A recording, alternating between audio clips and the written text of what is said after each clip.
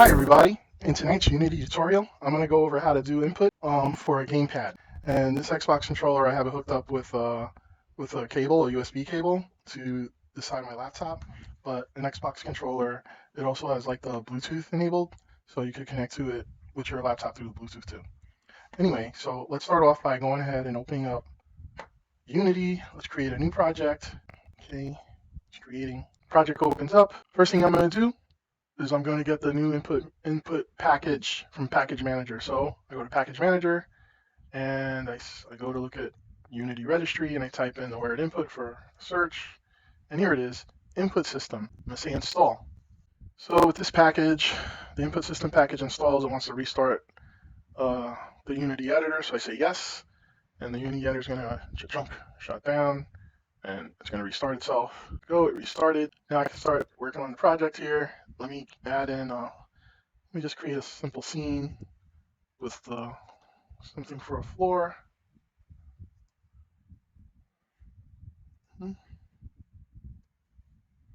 And for the floor, let me use, I got a texture here for the ground. I'll drag and drop it on there. Okay. And then I also have, let me just drag in, I got a little model I made in Magical Voxel. Let's let him be the guy we're going to move on the floor. Okay, so this game object that we're going to do the input manager tutorial to move around is going to need, just going to add a rigid body and a capsule collider. So here's a capsule collider, and we're going to add physics rigid body because we're going to make him jump and move. First thing we have to do is we have to make like an input actions asset. So we're going to go to create input actions, and then we get this little icon thing. This is the asset that's going to do the mapping for the input for us. So I'll call it my input, and then I'm going to click on it. I'll double click on it to open it up, and here I'm going to define like an action map. So we'll start off with, we'll just make one action map, and I'm going to call it Gamepad. For the Gamepad action map, we're going to read these actions. The first one, let's name this action jump, and it's going to be a button press. Okay, and then let's see, here's going to be the magic. We're going to bind the jump. That's going to be a button press. We're going to bind it to an Xbox controller, and we're going to do that after we click no binding. Here we're going to click the path, and I don't know what's going on with my thing here, but this is supposed to have a button that says listen. You see how it's barely visible. I'm going to click that button. Now it says listening, and what I'll do while it's listening is I'm just going to press the A button because that's going to be my jump button. Okay, and then you can see here it detected that I pressed an A button, so I could use either of these, the button south gamepad or the A button on the Xbox controller. I'm going to use the button south. So that's the jump button. Okay, let's save what we did. Save. Auto save. And let's add one more action because this one was a button press action. Let's add another action for move. Okay, let me spell it. Move. Enter. And with move selected, over here in the action properties, the action is not going to be a button. This action is going to be a value. Okay, and the type is going to be a stick. Okay, it's going to be a stick like the this little stick right here on the joystick. Okay, and we're going to press the binding, and then here on the path we're going to click on that, and then we're going to click on my, I don't know why it's not visible, listen button. And now with the listen button pressed, I could move the here the left stick. Okay, and then it picks up the left stick, and I'll pick left stick gamepad. So jump is mapped to the A button on my gamepad, and move is mapped to the left stick. So over here our work is done. I have autosave clicked, so I could close that. Now on my game object that I'm going to control, I have Mopey. I need to add a special component that's going to work with this asset. That is the player input component. I'll add that component, and right here on the actions I tell it which action asset to use, which asset, and there is my input. So I select that. Okay, now I selected my input, and this text is very small. I'm sorry, it's probably hard to read, but I'm going to tell you what it says. My graphic is so small, I need to put my glasses on. Okay, so I'm using the my input actions, and the behavior is going to be to send messages. Okay, so Here in this little box, it says, "We'll send messages to game object." The messages will be on device lost, on device regained, on controls changed, on jump, on move. So on jump and on move, they're coming from the definitions I made right here. Okay, that's good. Now let's write a script to control the player. So let's create a C# script.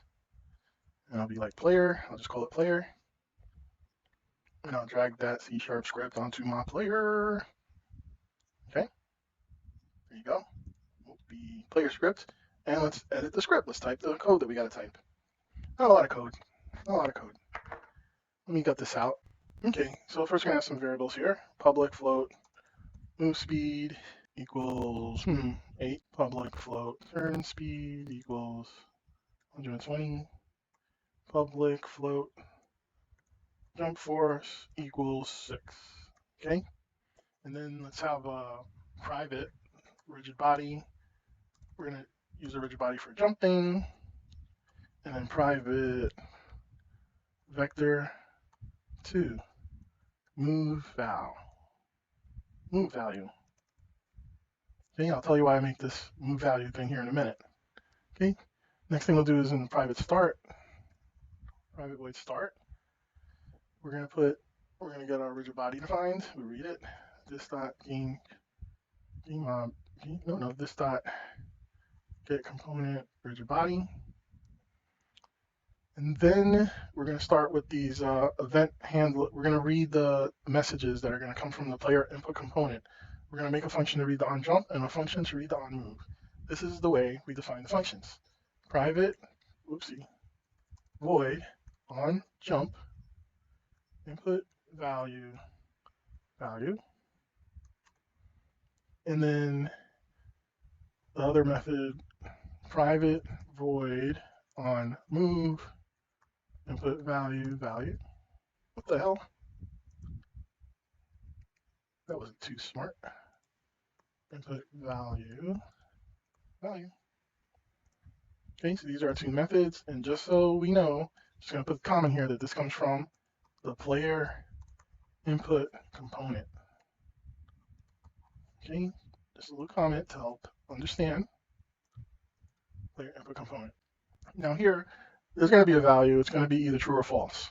You know why the input value here is going to be true or false? Because in the my input, jump is a button. Okay, and the button is either you're pressing it or you're not pressing it. RB dot add relative force. Okay, vector 3 dot up, or actually add relative force. Vector 3 dot up times jump force. This is like a button press. And then the type of force mode is going to be velocity change for the jumping. And then on the on move event, on the on move message reader, the input value, right here what we're going to do is we're going to set our move value equal to the whatever the input value is. So move value is going to equal value dot get a vector 2. Okay, in the my input, I said the move is a left stick, and the left stick is going to be a vector 2. It's going to have a y and an x value and a y value, x comma y. Now I don't put the thing to move the character in the move value message receiver, because this message receiver only happens when the left stick changes. Okay, so if I got the left stick over here and I'm pressing up and then I'm holding up to keep moving forward, it's only gonna read it when I change, and then if I'm holding it forward, it's not gonna read anymore. The value will still be the same, but it won't read anymore because the value didn't change. So I don't want to do the moving here. I want to do it in an update function. Private void update. Boop. I want to do the movement here. Just paste the code here and move value. Okay. Copy, paste, and turn speed. Oh, it's just spelled different. Okay, I'll do the movement here in the update. So jump is a button press. I'll do the action right there. Move is a value input. So I'll read the value, and then in the update, I'll apply whatever the move value is. I'm going to use the y-axis for up and down, or for moving forward and backward, and I'm going to use the x-axis for turning, rotating left and right. Save. All right, so I got my script. I got Loopy. Okay, I got my script. Let's try pressing play and see if we can control the player with the joystick, or with the gamepad, I should say. So forward, turn, turn, backward. Okay, I'm just moving it with the joystick. And let's see if he jumps when I press the ew, I'm falling down. The A button. I fell down. That's easy to stop. I just go to rigid body and I constrain rotation on the X and the Z. And let's put the camera at this angle. I select the camera, Control Shift F, play. All right, so that's basically the tutorial. And now with my gamepad, I could move the character around. Whoopie doo.